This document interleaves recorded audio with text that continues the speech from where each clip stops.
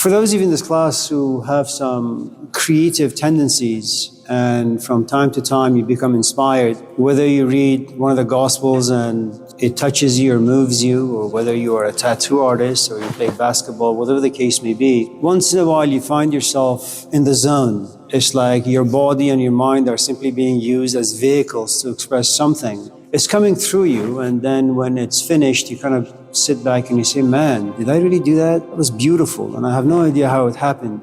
And when you happen to be in the zone and the muses are speaking to you, the truth is you have no need to worship Yahweh or Jesus or the Buddha or the Allah. You revolve around yourself. You are the sun to yourself. You are an inspiration to yourself. You are this perfected image that once in a while blossoms, you see it, and then you want to hold on to it, but it just fades and disappears very, very quickly. So there are moments where we marry ourselves, and it's such a wonderful union. And when the union with yourself is in such harmony, there is so much balance and there is so much intensity and solace. That's the promised land, really. And you realize that everything about the world disappears. It's just you and the expression that is oozing out of you. But the world looks at this, Kevin, at 9:30 and says, man, well, this is not right. Capitalism is about exploitation. Capitalism is about distraction. Capitalism is about replacing happiness with pleasure, focus with distraction. That's what the function of capitalism is. And it seems that Kevin at this point, he's just so focused. And if he was to shine in public, and if he was to capture the envy of the public, then everyone of his audience would want to be like him, and then capitalism would be demolished. And so let's do this. Let's try our best to distract Kevin from being a vehicle. He wants to fall in love, and he's not going to share his space physically or emotionally or intellectually with anyone unless he falls in love. But let's place in front of him Beyonce or Miley Cyrus or Angelina Jolie. And that's the temptations, you see. That whenever you're on the path towards something great for yourself, temptations always come about. It's one of those things that we are told in the story of the Buddha, that he's very close to, I suppose, enlightenment, however way you want to define that. And all of a sudden this great goddess named Mara comes in. And she says, well, I can't really have human beings achieve enlightenment, because then the world that is created to distract them, to exploit them, to make them homeless so we could continue selling them things, different forms of advertisements. So let's go down and distract the Buddha. So the first thing that they do is they create inside him all sorts of desires. But the Buddha has come to a place where he understands the nature of desires, so he's not going to be deceived by this goddess. He says, okay, well, since he's not going to be distracted by all the desires that we have shown him, let us give him an experience in which he can find some delight, some joy, some pleasure. And they do that, but nothing. There is, of course, one temptation that Mara doesn't give to the Buddha, and that is the temptation of sex. And in fact, the Buddha comes out saying, if the great goddess Mara had tempted me with sex, I would have fallen. At any event, what happens is Zeus or the world or life comes to realize that you have no need for it, and so it cuts you in half. It separates you. It makes you homeless. There is something inside that remembers. I used to be a Kevin that used to write poetry, and I loved writing poetry. Joy, sorrow, pain, happiness, it just didn't matter. Poetry at these moments would ooze out of me, and once in a while I would go back and read my poems, and I would be inspired. How could you inspire yourself? Most often when you look at your life, you look at your activities, you can't find anything meaningful, anything valuable, and you're plunged into despair and meaninglessness and self-hatred. But these moments where you are inspired and you express your inspiration in such a creative way, it's like you look at yourself as a goal and you love it. And so something comes down, distracts you, tempts you, and you forget. And you simply become a body without any spirit.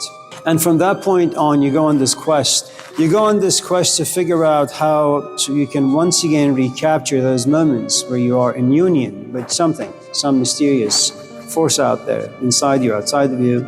And I think to some extent that's the answer to your question. Most of our relationships out there, for the most part, they are sources of conflict. They are sources of despair and homelessness. They don't reflect back to us an image of ourselves that we are pleased.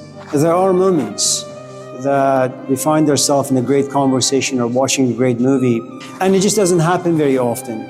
Zeus wanted to always create an environment for the human being where they're always on this quest to figure out who and what they are. They want to see their own reflection, but a clear reflection of who they are. And what happens is we always find ourselves in the wrong relationships.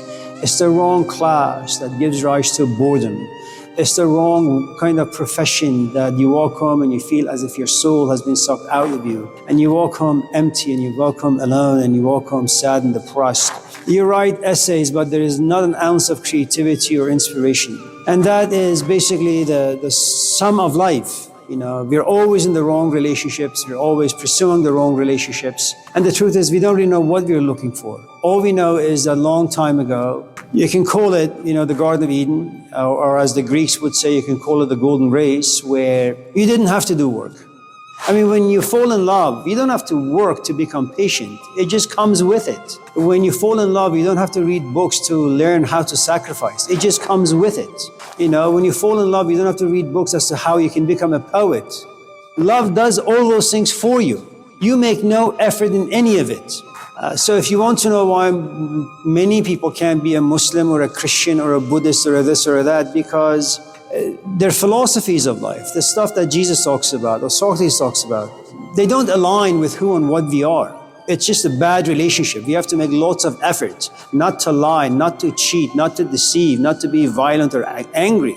But that's not who and what we are. So, you're a Christian for like a nanosecond and a scumbag for 23 hours and 48 seconds. And the answer to your question really is just that whatever relationship you want to be in, whether it's a conversation with your daughter, whether it's a question you want to ask in class, whether it's dating, you always have to go back to, I suppose, like a child, as it says in the Gospel of Matthew. Your ambitions was just living in the moment, making sure that there is enough nourishment in the moment that you can suck everything that this moment has to offer you. And then you move on to the next. And you have no worries, no problem with breaking a toy or breaking the window or, telling your mom or your dad they're idiots. It's just fun. And then, of course, you become civilized. And as a result of civilization, you are kind of expelled from the promised land. You no longer live in the moment. You no longer pursue pleasures that are organic and instinctual and intuitive. You kind of get sucked into the advertisement of the adult world. And before you know it, 50, 60 years pass by, and then you come to class and they say, I have a question. What is the question? Well, what is the right relationship, for example, to be in?